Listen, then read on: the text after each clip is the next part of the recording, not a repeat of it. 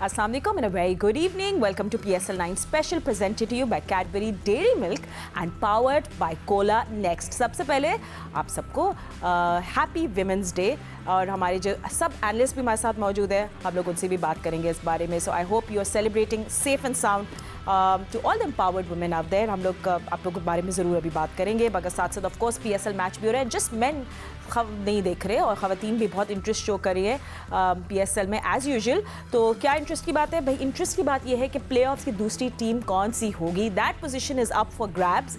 जो मैच खेला जाएगा पेशावर ज़ल्मे एंड क्वेटा ग्लैडिएटर्स के दरमियान. सो पहले हम ये देख लेते हैं. यस, सो ये 7 बजे मैच खेला जाएगा. ऑफ कोर्स क्वेटा ग्लैडिएटर्स का लास्ट मैच इतना इंप्रेसिव नहीं था when it came to batting, but overall they have been a very good team. तो क्या वो उसके जो 118 पे लोग बंडल अप हो गए थे उसको वो रिकवर करेंगे या नहीं, will find out today. Peshawar Zalmi में अपनी बॉलिंग पे कॉन्सेंट्रेट ज़रूर करना चाहेगी. Will they make any changes? सवाल ये है. दूसरी खबरें ये आ रही है कि पाकिस्तान टीम अप्रैल में आर्मी के साथ ट्रेन करेगी. PCB के चीफ ने बोला है कि भाई कुछ फिटनेस के लेवल सही होने चाहिए, ट्रेनिंग के स्टैंडर्ड्स अच्छे होने चाहिए. So that should be interesting. वो भी देखेंगे. एंड कल इस्लामाबाद यूनाइटेड जीत गया 5 विकेट से मैच. हाई स्कोरिंग मैच, तो 50 रन थे बोर्ड पे.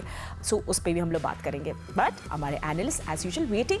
मेरे साथ स्टूडियो में मौजूद है senior sports journalist Syed Yahya Hussaini, former test cricketer Sikandar Bakht, sipping his tea and spilling. Will you be spilling some tea is the question और नॉट? नहीं सिको नहीं, मैं को जब चाय पे अब क्या बात है? अच्छा बताएंगे हमारे. पहले तो आपको मुबारकबाद आप खवातीन का. मैं आपसे भी इस बारे में जरूर बात है. इट्स बिल्कुल. मुझे जो है मरियम नवाज़ की एक बात बहुत ज़बरदस्त लगी है. उन्होंने कहा था कि ख़वातीन को कोई छेड़ेगा तो मेरी रेड लाइन है. मैं इंडोर्स करता हूँ इसको कि हर चीफ मिनिस्टर को ये बात कहनी चाहिए. ख़वातीन हमारी ज़िंदगी, हमारे माशरे का बहुत इंपॉर्टेंट रोल अदा करती हैं और उनके साथ कोई ज़्यादती होती है तो उसके खिलाफ हम सबको आवाज़ उठानी चाहिए. चले ठीक है, दैट्स एब्सोल्युटली राइट सिक्कू. अब आपको विमेंस डे पे हम आप और बात नहीं करेंगे फिर आपसे, ठीक है? You said it absolutely, you know you said it. Anyway, और हमारे साथ है पाकिस्तान विमेन क्रिकेट टीम की ऑलराउंडर कायनात इम्तियाज़ एंड हमारे साथ है former test cricketer Abdul Razzaq.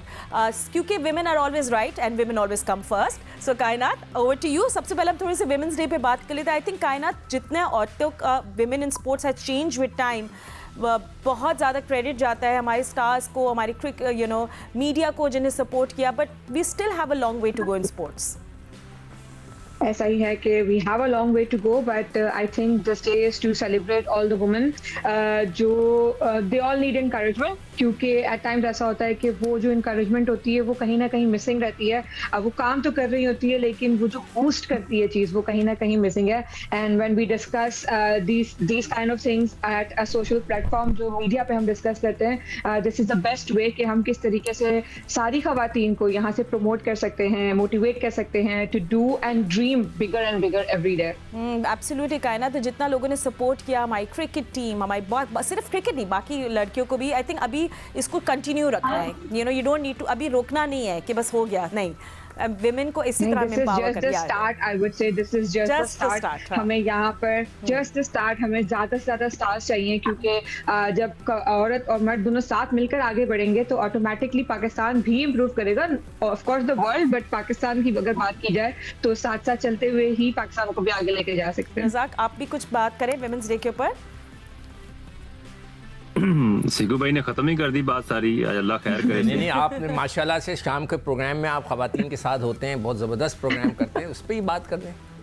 बहुत अच्छा. नहीं, बात ये है कि जो औरत है वो माँ भी है, बहन भी है और उसके बाद बेटी भी है. तो हमें इस चीज़ का बड़ा ख्याल रखना चाहिए. और हमारा जो माशरा है इस्लामी माशरा है, मर्द औरत के लिए बड़ा ज़रूरी है इस्लामी पॉइंट ऑफ व्यू से भी अपने आप को ढाले. और इस्लाम की वजह से ही सारी चीज़ें हैं और इस्लामी तौर पे भी सब को, मर्द औरत को भी ऊपर जाना चाहिए. एब्सोल्युटली. एंड या आप भी आपका कोई लास्ट वर्ड कर दे. आपने तो इतनी सारी विमेन इवॉल्व स्पोर्ट्स में, अगर हम बात करें बड़े इवॉल्व में, आपने देखा किस तरह इवॉल्व हुआ है सब कुछ. पहले तो ख़वातीन तो शायद मैचेस देखने भी नहीं आती थी. अब कितना आप in your experience and your time in journalism कितना चेंज हुआ. आपने गलत बात की. हमारे ज़माने में ख़वातीन के लिए अलग स्टैंड होता था. नहीं, सिक्कू अब मर्दों से ज़्यादा ख़वातीन होती है मैचेस देखने के लिए, इंटरेस्ट शो करने के लिए. It has changed. And you no अब विमेन ओनर्स हैं, फ्रेंचाइज में ओनर्स ख़वातीन है, and all of that, women coaches. I mean things have really changed. देखिए फातिमा, बात दरअसल ये है, सबसे पहले तो आपको बहुत बहुत मुबारक हो ख़वातीन का आलमी दिन।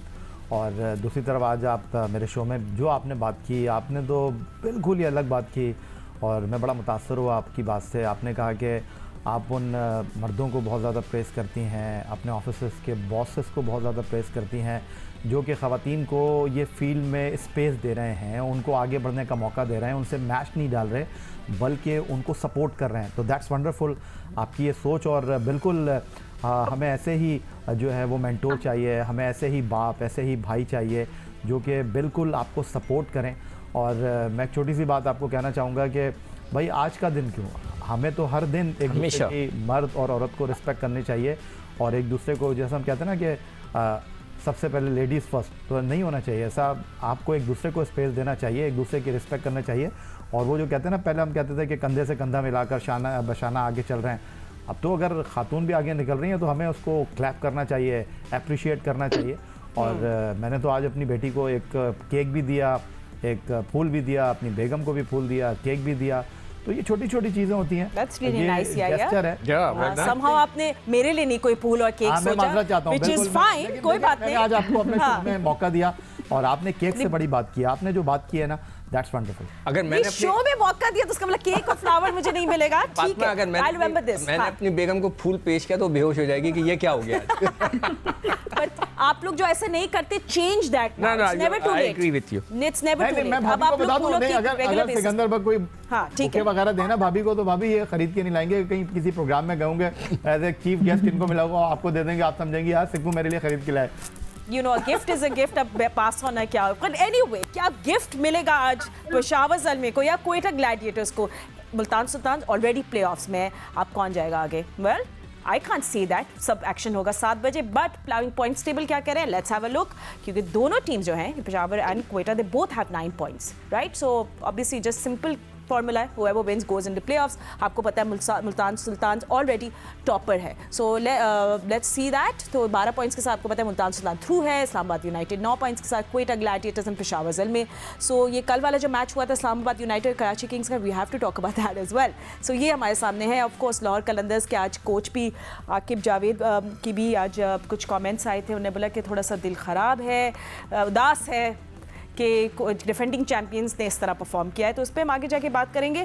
But let's not talk about this. I mean Sikku, we talk about Quetta gladiators, ज़बरदस्त पावर हाउस है उनके पास। मैं भी उनके लिख रही थी कितने उनके पास एक्सप्लोसिव बैटर्स भी हैं, Jason Roy, Saud Shakeel, Khawaja Nafay, Rilee Rossouw, फिर रुथरफर्ड आते हैं down the order. Last batting उनकी अच्छी नहीं थी, जो 118 में आउट हो गए थे, but throughout their batting has been the strong point. बिल्कुल, और मैं ऐसा समझता हूँ उनकी कप्तानी और उनकी में जो चेंज आया ना, ये मैं देखें अब सख्ती से इस पर बिलीव करने लगा हूँ कि हर एक को आप 3 से 4 साल दें, चाहे वो आपको वर्ल्ड कप जिता दे कोच, आपको वो सारी ट्रॉफियाँ जिता दे, आप उसको 3 से 4 साल दें, फिर मूव ऑन करें। ये ज़िंदगी नहीं, पूरी दुनिया का असूल है। You keep on move on होते हैं ताकि लोग नए आइडियाज़ के साथ आएँ, नई चीज़ें आएँ, नई तरक्की हो। तो कोयटा के साथ यही चीज़ हुई है। They have done great. और मैं समझता हूँ कि इसमें नदीम उमर साहब को हमें तारीफ़ करनी चाहिए कि उन्होंने इतना बड़ा फ़ैसला किया, वरना तो हमें ऐसा लग रहा था कि भाई ये लोग सारी ज़िंदगी खेलते रहेंगे जो भी उन्होंने चेंजेस किए हैं। तो that was a good change और यही उनकी कामयाबी की वजह है। एंड रज़ाक, अगर बॉलिंग की भी बात करें, यू नो आमिर हैं, फिर उनके पास मोहम्मद वसीम है, अकील हुसैन है, one player missing, I think Hasnain, yes they also have Hasnain। so bowling भी बुरी नहीं है क्वेटा ग्लैडिएटर्स की, और क्रूशल टाइम पे वो लोग विकेट्स ले रहे हैं एज कंपेयर टू पेशावर ज़ल्मे।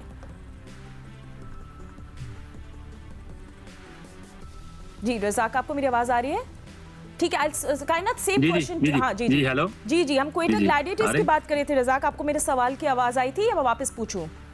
जी आई देखिए, कोयटा इस एडिशन बिल्कुल डिफरेंट टीम नजर आ रही है और उनकी सारी जो सेटअप है, जैसे कप्तानी वगैरह भी चेंज हुई है और उनकी बॉलिंग और फील्डिंग बैटिंग तीनों में काफी इंप्रूवमेंट नजर आई है। क्योंकि लास्ट पीएसएल में हमने देखा था बिल्कुल वो 1 साइडेड मैच हार रहे थे, कोई भी मैच मोमेंटम उनकी फेवर में नहीं जा रहा था।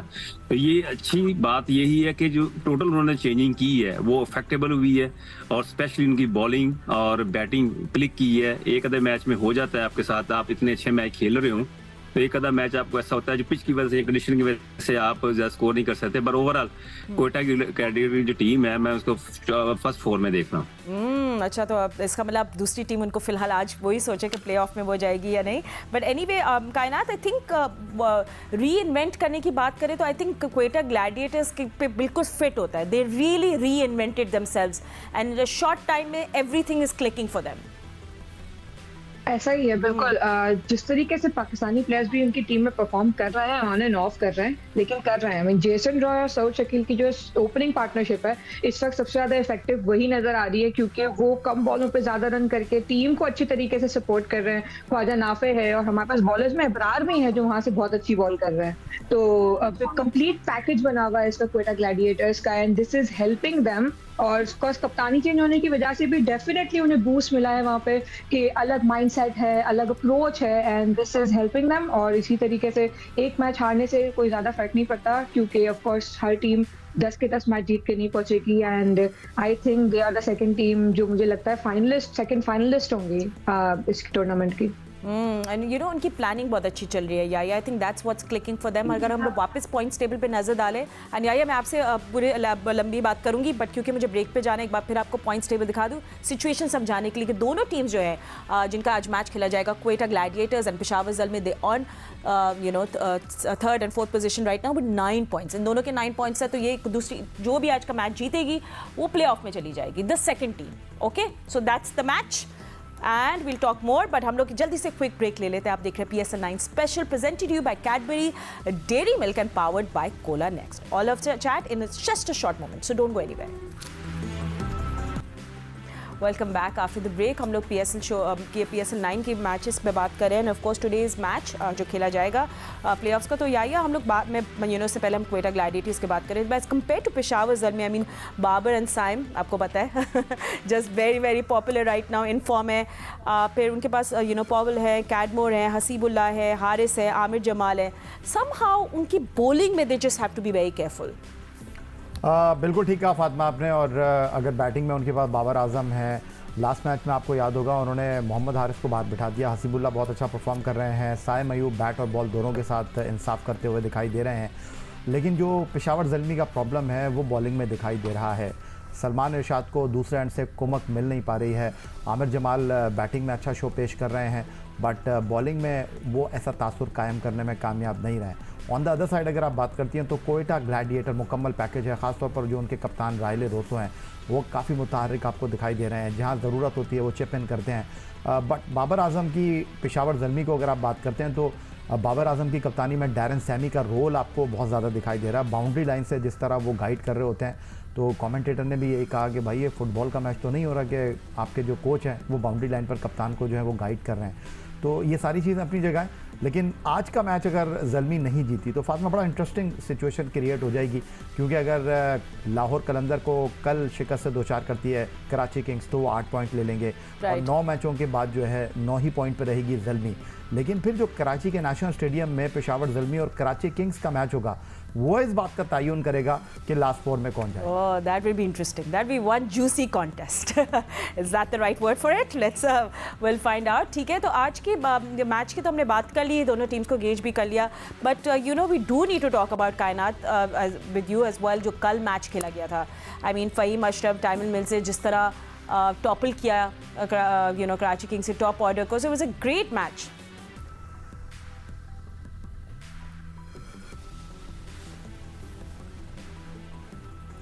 आई थिंक कायनात हमें आपकी आवाज़ नहीं आ रही, you might want to check your mic. ठीक है, एंड सिकू, so let's talk about yesterday's match. I mean let's talk about Faheem Ashraf, let's talk about Islamabad united किस तरह यू नो प्रेशर के अंदर नहीं आए। 150 रन से ऑन बोर्ड, दे न्यू के अचीवेबल है, ऑफ कोर्स वेरी इजी, और they didn't work under pressure, they didn't get under pressure, और जिस तरह उन्हें आसानी से नंबर 2 पोजीशन ले लिया ऑन द पॉइंट्स टेबल। देखो ये जो कराची किंग है शान मसूद वाली, ये अगर ये तो 20 रन और कर देते ना तो मैच फंस गया था।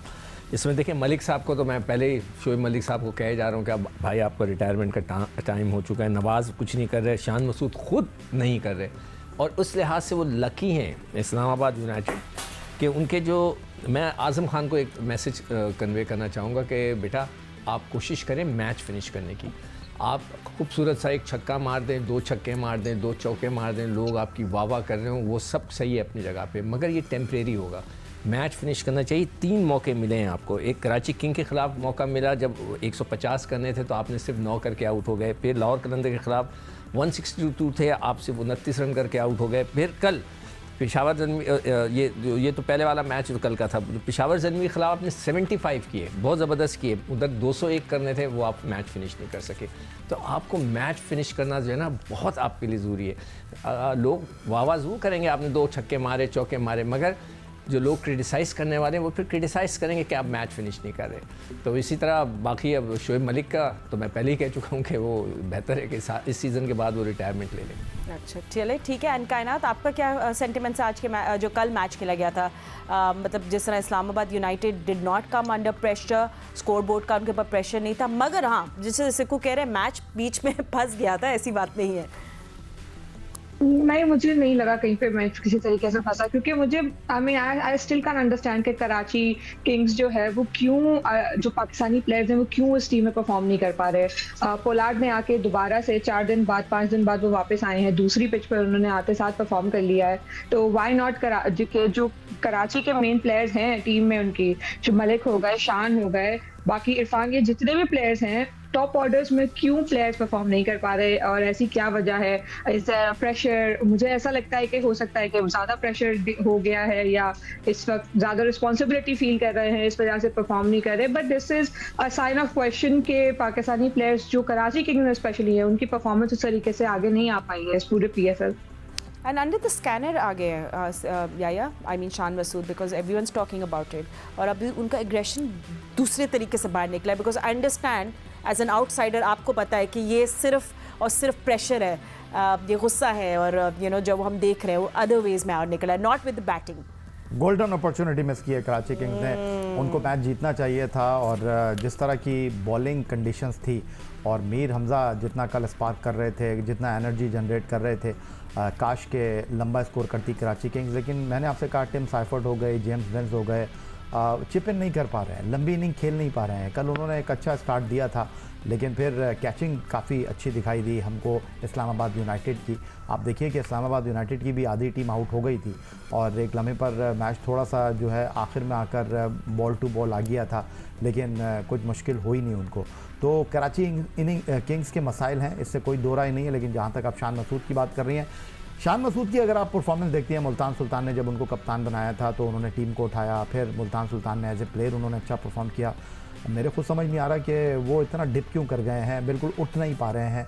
बिल्कुल उनका वही हाल इस वक्त है जो कि इस वक्त इंडिया में इंग्लिश टीम का हुआ है कि इंग्लिश टीम जो एक मॉडर्न डे क्रिकेट को लेकर आई, जारहाना मिजाज की क्रिकेट को लेकर आई। Rajiv Gandhi International Cricket Stadium Hyderabad Deccan में पहला टेस्ट मैच वो 190 की डेफिसिट में जाने के बाद जीत गए, लेकिन अगले 3 टेस्ट मैचों में ये टीम बिल्कुल ही उड़कर रह गई। और सेम कराची किंग्स के साथ है। एक चीज़ यहाँ पर ऐड करना चाहूँगा, कराची किंग्स की परफॉर्मेंस के बाद ना लाहौर कलंदर वाले जो हैं वो चैन की बांसुरी बजा रहे हैं, क्योंकि सब भूल गए कि लाहौर कलंदर ने जो टूर्नामेंट में किया, डिफेंडिंग चैंपियन होने की ऐसे पहले टीम बने कि जो टूर्नामेंट से आउट हो गए। अब सब बात कर रहे हैं कराची किंग्स की, सब बात कर रहे हैं कराची किंग्स की परफॉर्मेंस की, सब सवाल कर रहे हैं कि भाई ये कौन सी टीम है, किसने इस टीम को मुंतखब किया। एब्सोल्युटली, बट बहुत सारे सवालात हैं, जवाब आप दे सकते हैं सिर्फ अपनी परफॉर्मेंस से। सो लेट्स सी किसकी परफॉर्मेंस आज हाईलाइट होगी। You know, good luck to both the teams today, playoffs पे जाना है। But thank you so much analyst, हम आपसे मिलेंगे कल। अभी के लिए इतना ही वक्त है, अल्लाह हाफिज़।